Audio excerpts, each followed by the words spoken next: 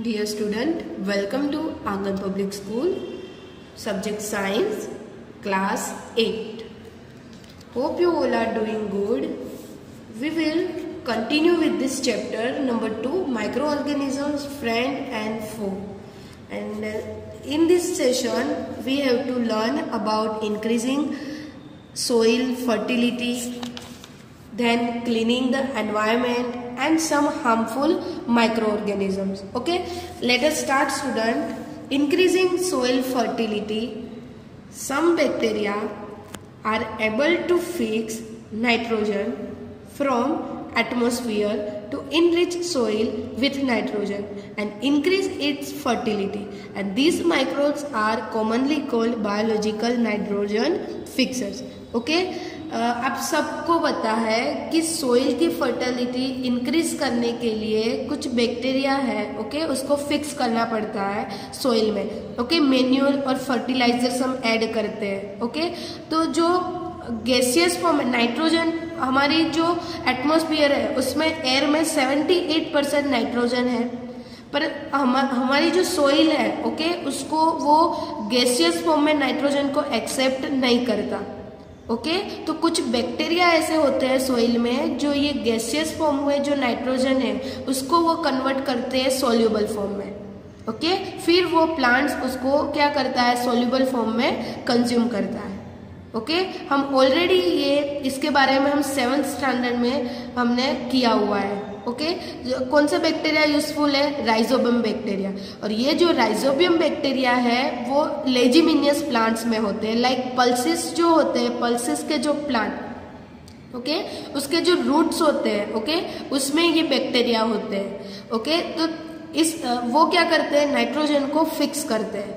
Rhizobium bacteria है उसको, वो ये जो बैक्टीरिया है वो क्या करते हैं, फर्टिलिटी इंक्रीज करते हैं सोइल में, ओके, नाइट्रोजन के साथ। और ये जो बैक्टीरिया है उसको मोस्टली हम बायोलॉजिकल नाइट्रोजन फिक्सर्स हम बोलते हैं, ओके। नेक्स्ट,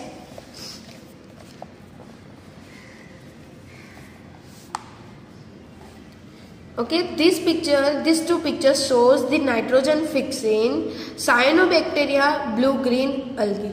ये जो है वो क्या है, नाइट्रोजन फिक्सर्स है, okay, cyanobacteria, okay, blue green algae, okay, ये भी क्या है, एक नाइट्रोजन फिक्सर है।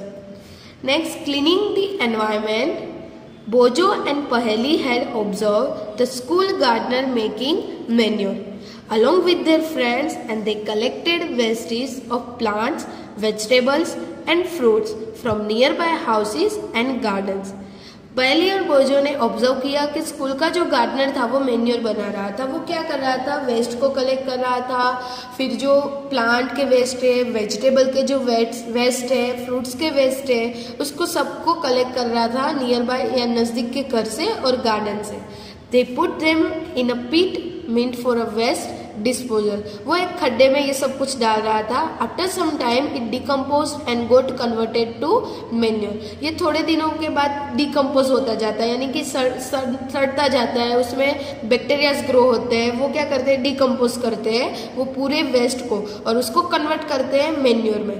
And Boojho and Paheli wanted to know how this had happened. Okay, ये कैसे होता है वो बोजो एंड पहेली जानना चाहते हैं. ओके, तो we will discuss with this activity 2.5. okay, how to waste convert to manure. Okay, what is the aim of this activity? This activity shows the plant waste is converted into manure. ये activity से पता चलेगा हमको जो plants wastage है वो convert होते हैं मैन्योर में. Okay, which materials is required in this activity? In this activity required the plant wastage, broken plastic toys and pieces of glasses. Okay, now the procedure of this activity: first take 2 pots and fill each pot half with soil and mark them A and B. आपको A and B mark वाले 2 pot लेने हैं, उसको half मिट्टी से उसको भर देना है. Next, put plant waste in pot A and things like polythene bags, piece of glass and broken plastic toys in pot B. Port A में आपको क्या डालना है, प्लांट का वेस्ट डालना है। क्या वेस्ट डालना है, प्लांट का। और जो पोर्ट बी है उसमें आपको पॉलीथीन की बैग डालनी है, ग्लास के टुकड़े डालने हैं और टूटे हुए टॉयज डालने हैं प्लास्टिक के। Next, covered it with moist soil, उसको मॉइस्ट सॉइल के साथ यानी कि थोड़ी वेट सॉइल के, गिल्ली मिट्टी के साथ उसको कवर करना है। Put the pot aside, observe them after 3 to 4 weeks. Okay, then आपको 3 to 4 weeks तक उसको क्या करना है, ऑब्जर्व करना है। ओके, 3 to 4 वीक के बाद उसको ऑब्जर्व करना है। तो व्हाट वी विल ऑब्जर्व, तो we will observe plant waste in pot A has been decomposed but no any change is seen in pot B। तो हमने क्या ऑब्जर्व किया कि जिसमें हमने प्लांट का वेस्ट डाला था, ओके, जिस पोट में हमने प्लांट का वेस्ट डाला था उसमें वो डिकम्पोज हो चुका था, बट पोट बी जिसमें हम पीसेस, ग्लासेस के पीसेस डाले थे, जो बैग डाली थी पॉलीथीन की, तो उसमें वो पोट में कोई चेंजेस नहीं थे। तो कंक्लूजन क्या निकलता है इस एक्टिविटी से, the plant waste has been converted into manure by the action of microbes. Okay, यानी कि जो प्लांट वेस्ट है माइक्रोब की एक्शन से वो डिकम्पोज होके वो क्या बनाता है, मैन्योर बनाता है। Okay, understood student. Next,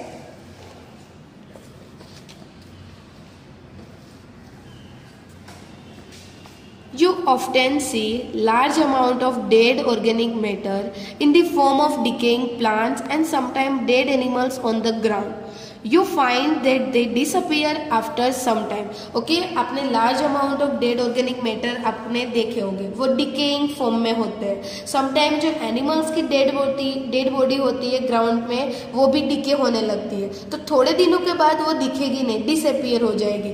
This because of the microorganisms decompose dead organic waste of plants and animals converting them into simple substance। यानी कि माइक्रो ऑर्गेनिजम्स की वजह से ये क्या करते हैं, प्लांट और एनिमल के जो डेड ऑर्गेनिक वेस्ट है उसको डिकम्पोज करके उसको सिंपल सब्सटेंस में कन्वर्ट करते हैं। Then this substances are again used by other plants and animals. ये जो सब्सटेंसेस है वो यूज किए जाते हैं प्लांट्स एंड एनिमल्स में। And thus organisms can be used to degrade the harmful and smelly substance that thereby clean up the environment। Okay, यानी कि जो माइक्रो ऑर्गेनिजम्स होते हैं, ओके, वो ये जो स्मेली सब्सटेंस और ये जो हार्मफुल सब्सटेंस है उसको डिग्रेड करते हैं। ओके, जिसकी वजह से एनवायरनमेंट कैसा रहता है, क्लीन एनवायरनमेंट रहता है। कैसा एनवायरनमेंट रहता है, क्लीन एनवायरनमेंट रहता है। Next topic is harmful micro organisms. Okay, कुछ माइक्रो ऑर्गेनिजम्स है जो हार्मफुल होते हैं, like micro organisms are harmful in many ways. Some of the micro organism causes disease in human beings, plants and animals. Such disease causing microorganisms are called pathogens. And some microorganisms spoil food, clothing and leather. Okay, जैसे micro organism हमको useful है, okay, वैसे कुछ micro organism ऐसे हैं जो harmful होते हैं, जो प्लांट्स को, एनिमल्स को, ह्यूमन बींग्स को, सबको क्या करता है, हार्म करता है। और कुछ वो क्या प्रोड्यूस करता है, डिसीज प्रोड्यूस करता है। और ये जो डिसीज कॉजिंग माइक्रो ऑर्गेनिजम्स है उसको पैथोजेंस बोलते हैं। क्या बोलते हैं, पैथोजेंस बोलते हैं वो। और कुछ माइक्रो ऑर्गेनिजम्स है वो फूड को भी स्पॉइल करते हैं, क्लॉथ को भी, और लेदर को भी क्या करते हैं, उसको स्पॉइल करते हैं। ओके, तो let us study more about their harmful activity.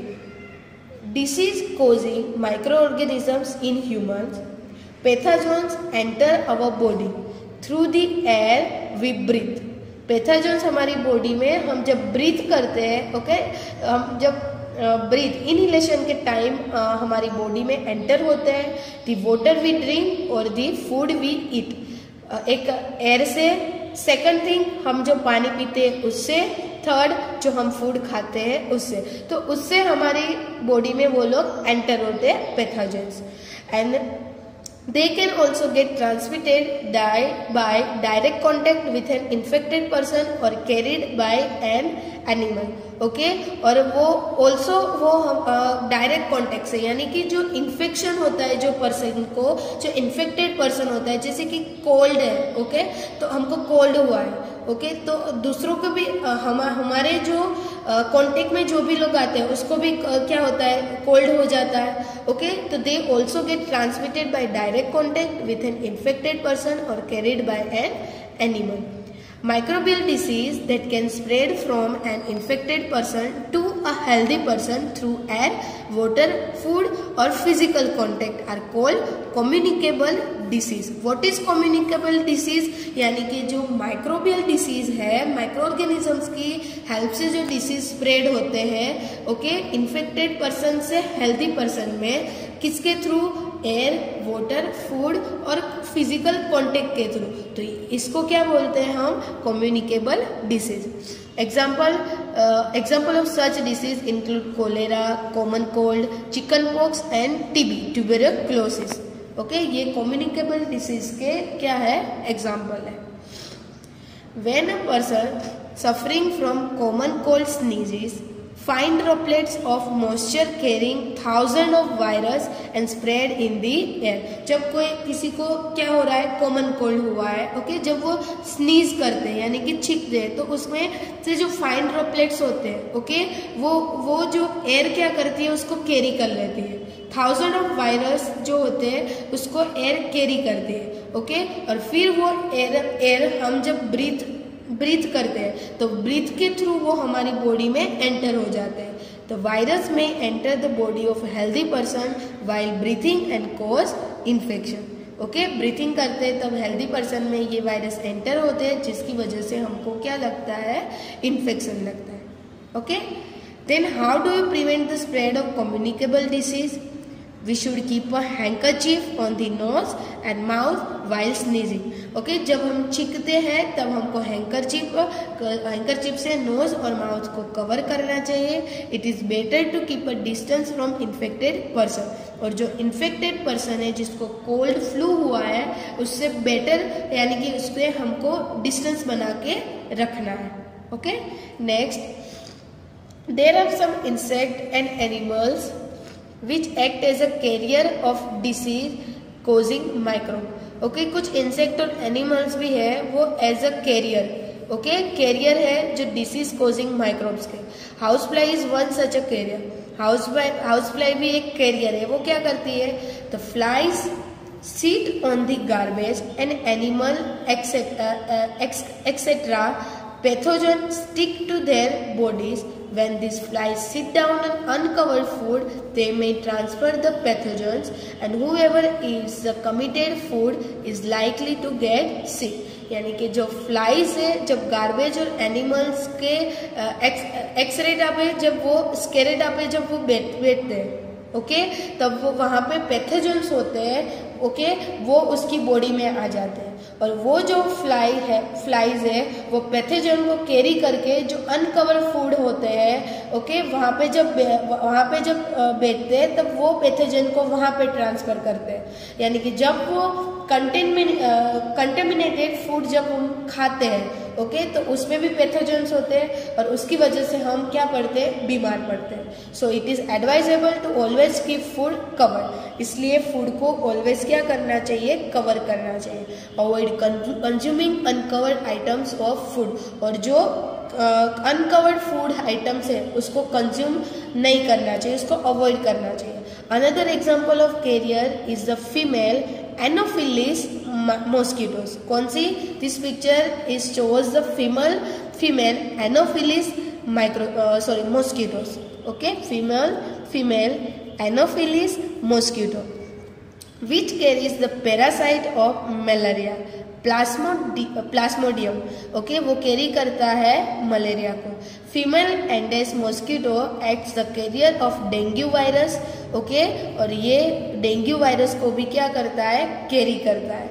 How we can control the spread of malaria और डेंगू? कैसे हम उसको स्प्रेड होने से बचा सकते हैं? कैसे हम how can we control the spread of malaria और dengue? All mosquitoes breed in water. Okay, सब मॉस्किटो कहाँ पे होते हैं? ब्रीड होते हैं वाटर में। Hence one should not let water collect anyway. इसकी वजह से हमको वाटर को कलेक्ट नहीं करना चाहिए in cooler, tyres, flower pot etcetera. ये सारी चीज़ें हैं, उसमें बहुत ज़्यादा पानी हमको कलेक्ट करके नहीं रखना है। ओके, अदरवाइज वो जो पानी ऐसे ही पड़ा रहेगा तो उसमें मॉस्किटोज हो गए। By keeping the surroundings clean and dry, we can prevent mosquitoes from breeding. Okay, हमारे जो सराउंडिंग्स है उसको हमको प्रिवेंट करना है मॉस्किटो से, तो उसको क्लीन और ड्राई रखना है। Try to make a list of measures which help to avoid the spread of malaria. Okay. Some of the common diseases affecting humans and their mode of transmission and few general methods of prevention are shown in this table. Okay, this table shows the common human disease caused by microorganisms. Human disease tuberculosis, causative microorganism bacteria के through होता है ये, and mode of transmission air से वो transmitted होता है। Okay, then है measles, measles virus है, chicken pox and polio. Okay, this three disease are causative microorganisms is virus. Okay, and mode of transmission is air, contact and water. Polio है वो air और water के contact में आने से होता है, चिकन पॉक्स एयर और कांटेक्ट में आने से होता है, और मिसल्स है वो एयर से होता है।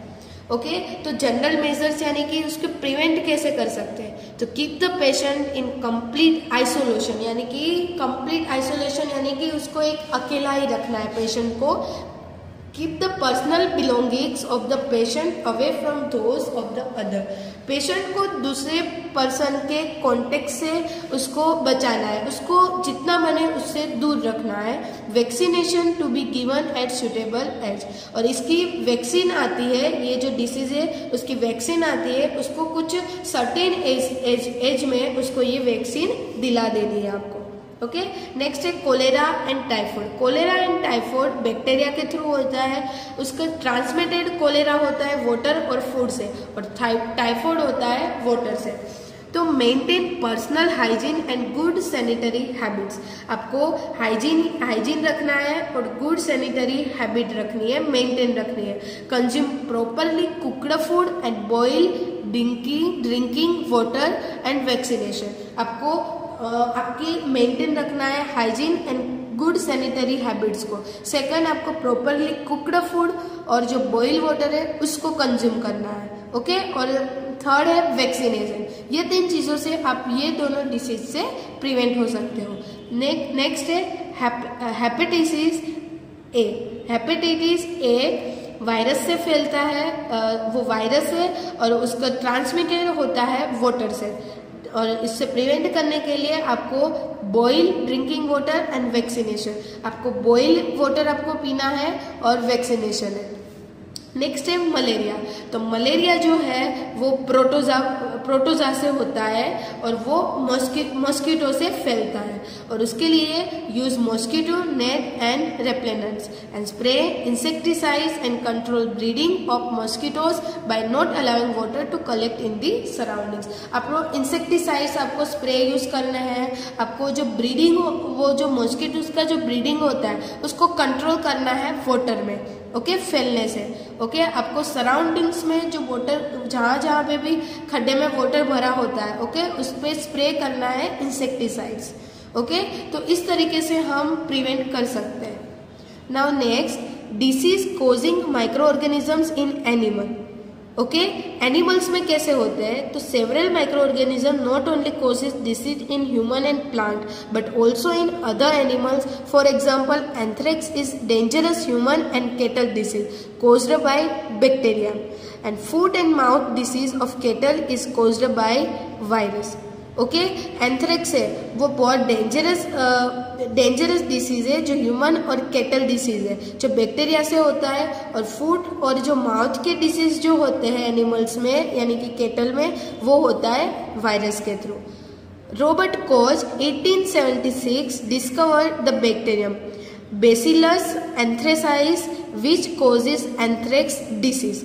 उसने डिस्कवर किया था बैक्टीरिया जिससे एंथ्रेक्स डिसीज होता है। ओके, नेक्स्ट है disease causing micro organisms in plant. Plant में भी आपको पता है डिसीज होते हैं, तो several micro organisms cause disease in plant like wheat, rice, potato, sugarcane, orange, apple and other. तो the disease reduce the yield of crops.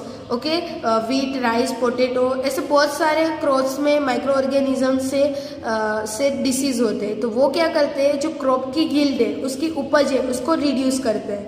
Okay, here are given a table. In this table shows the common plant disease caused by microorganism. Plant disease citrus canker, microorganism bacteria and mode of transmission air. Second है rust of wheat, fungi से होता है और transmission होता है air और seed से। Next है येलो वेन मोइसिक ऑफ पिंडी, ओकरा, पिंडी में ये होता है, ये प्लांट पिंडी में होता है, पिंडी को ओकरा भी बोलते हैं। और माइक्रो ऑर्गेनिज्म वायरस है और वो जो ट्रांसमिशन होता है वो इंसेक्ट के थ्रू होता है।